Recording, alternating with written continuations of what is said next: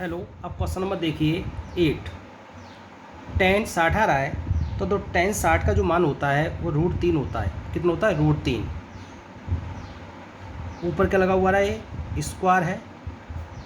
4 into sine 45 आ रहा है तो साइन 45 का मान होता है 1/√2। तो ऊपर देखो इसके क्या स्क्वायर लगा हुआ रहा है? साइन 90। तो साइन 90 का मान कितना होता है? 1 होता है। ऊपर क्या है? स्क्वायर। मानो हमने लगा दिया। 3 आ रहा है।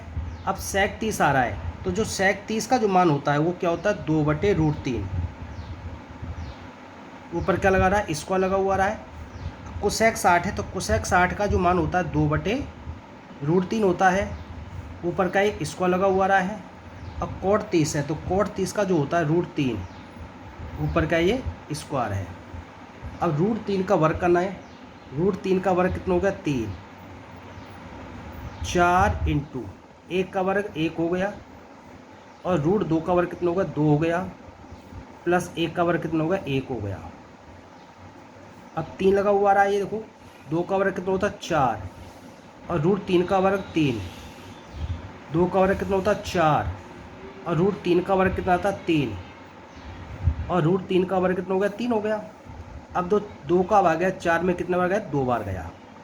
अब ये 3 ऊपर है, 3 नीचे गया तो यहाँ क्या बचा? 3 बचा।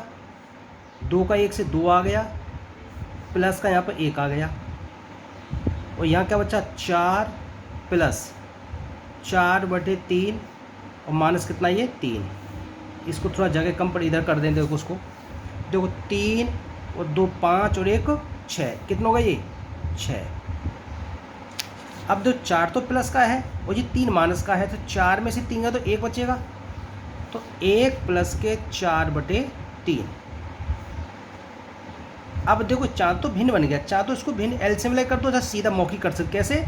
3 का वहाँ करेंगे 1 से 3 और प्लस का 4 तो कितना जोड़ दो। 3 का 1 से 3, 3 और 4 कितना होगा? 7। 7 बटे कितना आएगा? ये 3। द्वारा देखो 3 1 3। 3 का वहाँ करेंगे 1 से 3 और 3 और 4 कितने हो गए? 7। अगर माइनस होता तो ये संख्या घट जाता तो ये 3 जाएगा आपका ऊपर। तो कितना होगा? 3 का वहाँ करेंगे 6 से कितना आ गया? 18 और नीचे कितना आपका आ गया? ये 7। ये आपका क्या हो गया? आंसर हो गया। अब देखिए आगे नेक्स्ट क्वेश्चन है, इसको देखते हैं। ये क्वेश्चन कहता है साइन 30। तो साइन 30 का जो मान लगाना है तो साइन 30 का जो मान कितना होता है? 1/2।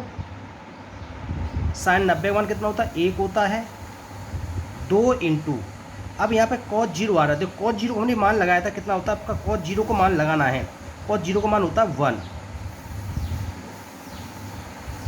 और tan 30 है तो tan 30 का मान कितना होता है आपका? 1/√3 और tan 60 का मान होता है √3।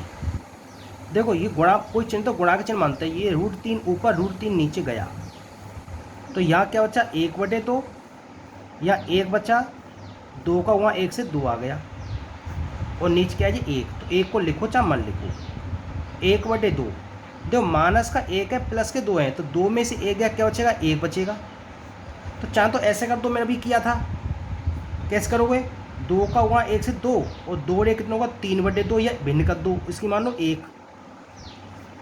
2 और 1 का कितना आ गया? एलसीएम 2 आ गया। 2 का भाग 2 में गया कितने बार? 1 बार गया। देखो 1/2 आ गया ये। अब 2 में से गया तो 1 बचेगा ये। तो चाहे तो ऐसे कर दो। देखो मौखिक 2 का 1 से 2 1 3/2 या 2 और 1 का ले लो एलसीएम। कितना आएगा बताइए आपका? 2 और 1 का एलसीएम ले रहे हैं तो 2 आ गया। तो 2 का भाग गया 2 में 1 बार। 1 का वहाँ करेंगे 1 से 1 प्लस 1 का भाग 2 में 2 बार और 2 का वहाँ 1 से 2। 2 और 1 कितना होगा? 3 और नीचे कितना है? ये 2। तो जी आपका क्या हो गया?